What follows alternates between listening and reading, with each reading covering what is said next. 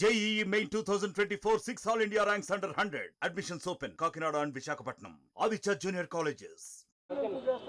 ఓకేనా. ఎన్డీఏ ఎమ్మెల్యేల సమావేశం ముగిసింది. చంద్రబాబును ఏకగ్రీవంగా అందరూ ఎంచుకోవడం జరిగింది. ప్రస్తుతం మనతో పాటు ఉండే ఎమ్మెల్యే రఘురామ కృష్ణరాజు ఉన్నారు. సార్ చెప్పండి సార్, ఎలాగుంది మీకు ఈ విజయం? ఈ విజయం అనేది ఇంకా అత్యంత ఆనందదాయకంగా ఉంది. జగన్మోహన్ రెడ్డి ఓడిపోవాలి, జగన్మోహన్ రెడ్డి ఓటమి కోసం ఫస్ట్ కాడి నుంచి కృషి చేశారు. ఈ స్థాయిలో ఓడిపోతారని మీరు ఊహించారు? అంటే నేను 150 వరకు చెప్పా, అవకాశం ఉంది. నేను ఇప్పుడు కాదు, సంవత్సరంన్నర క్రితమే నా సర్వేలో 25-26 స్థానాల కన్నా రావట్లేదని చెప్పా. 164 అనేది నేను నిజంగా కళ్ళలో కూడా ఎక్స్పెక్ట్ చేయలే. ఎంతసేపు అవమానించాడు, 23 స్థానాలు అన్నాడు. 23 కన్నా తగ్గాలి అని కోరుకున్నా, తగ్గుతాయని కూడా అనుకున్నా, కానీ 11 అనుకోలే, ఎప్పుడు అనుకోలే. సో మీరు ఇప్పుడు స్పీకర్ కావాలని కోరుకుంటున్నారా, మంత్రి కావాలనుకుంటున్నారు?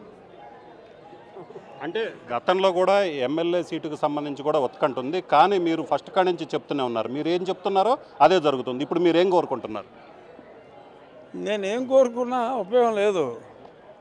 మా ముఖ్యమంత్రి గారి మైండ్లో ఏముందో అనేది ఇంపార్టెంట్.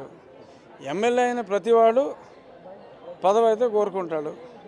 సో అలాగా ఎందరో ఎమ్మెల్యేలు నేను కూడా ఒకటిగా అవకాశం ఇస్తే మరింత సేవ చేసే అవకాశం ఉంటుందని అయితే అనుకుంటున్నా. నేనేమి నాకు అలాంటి ఆలోచనలే లేవు అని అయితే నేను చెప్పను. ఇస్తే బాగుంటుందని అనుకుంటున్నా. ఇస్తారో లేదో మనకు తెలియదు. ఫోన్ వస్తే వచ్చినట్టు. సో సిఐడి వాళ్ళు కస్టోడియల్ టార్చర్ కావచ్చు, అటెంప్ట్ మర్డర్ అని మీరు ఎస్పీకి కంప్లైంట్ చేయడం జరిగింది. సో దాని మీద మళ్ళీ ఎస్పీని కలుస్తారా? ఇంకో ఎన్నిసార్లు కలవాల్సిన పని లేదు, కంప్లైంట్ ఇచ్చాం కదా. వాళ్ళు ఏమైనా డీటెయిల్స్ కావాలంటే ఎఫ్ఐఆర్ రిజిస్టర్ చేసి నా దగ్గరికి వచ్చినప్పుడు నేను చెప్తా, ఇన్ఫర్మేషన్ అంతా చెప్తాను. సో మీరు అప్పుడు కూడా చెప్పడం జరిగింది, మీ కాళ్ళకైనా గాయాలు చూపెట్టారు. అలాగనే అక్కడ జీజీహెచ్ సూపరింటెండెంట్ ఫేక్ రిపోర్ట్ ఇచ్చింది, అంటే తప్పుడు రిపోర్ట్ ఇచ్చింది. సో వాటి మీద ఫర్దర్గా అంటే పోలీసులకు కంప్లైంట్ ఇచ్చారు, మీరు ఫర్దర్గా ఇంకేమైనా ప్రొసీడ్ అయ్యారు? గుంటూరు హాస్పిటల్ డాక్టర్లను ఎంక్వైరీ చేసినా కూడా చెప్పేస్తారు ఆవిడ ఫేక్ రిపోర్ట్ ఇచ్చిందని. ఎవరు ఇన్ఫ్లుయెన్స్ చేశారో అప్పుడు సునీల్ కుమార్ అక్కడికి వెళ్ళాడు, హాస్పిటల్కి వెళ్ళాడు. ఆ విజువల్స్ అన్నీ కూడా అక్కడ గుంటూరు హాస్పిటల్లో ఉంటాయి.